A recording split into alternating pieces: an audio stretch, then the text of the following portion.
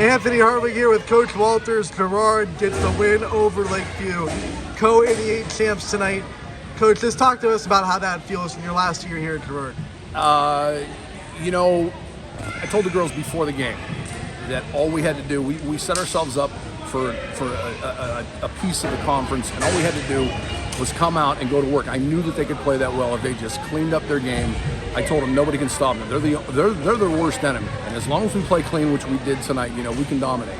But I told them now they've left their legacy up on the wall. They get a number, and they can come back here from years to come and see that up there and talk to their kids and their kids' about how they did this.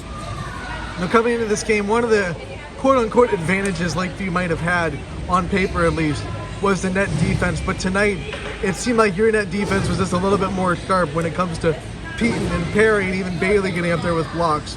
Talk about what it took to kind of almost out-block a team that blocks so well. To say we have improved over the season is an understatement. I knew the potential we had, but again, I think every good coach does. You know, you believe in your kids, but we have really over the course of the last couple of weeks, and we just went through a crazy week with some huge teams. Marlington, West Branch, Hubbard, consecutive like that.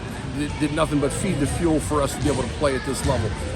All season long, you know, I just said we have to get better at ourselves. We're not playing the team across the net, we're playing ourselves. And they did an amazing job tonight by limiting those errors.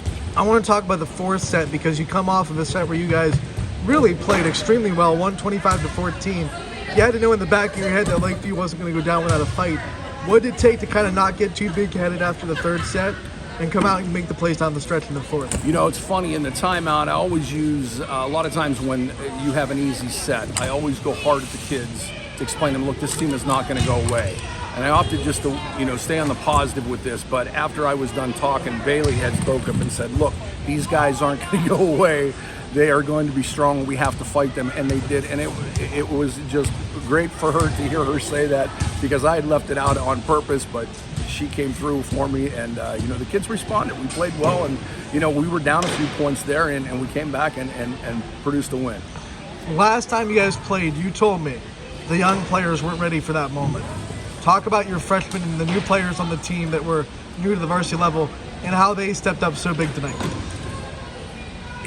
Any freshman at all that is playing is, you know, it's got to be the most difficult thing in the world for them. You know, you're in my world, 4 years doesn't seem like a whole heck of a lot.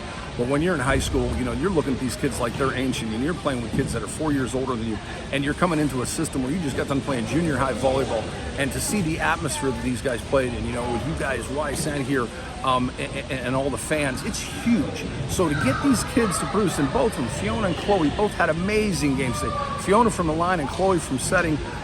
You know, I couldn't ask anything more. You try not to go hard on them because, you know, they're kids. You know, these are 13 and 14-year-old kids that are just figuring this game out. But they did amazing tonight, considering the situation we were in. All right, Coach, congratulations on the win. Thank you. Go celebrate it, buddy. Go celebrate it. Thanks, brother.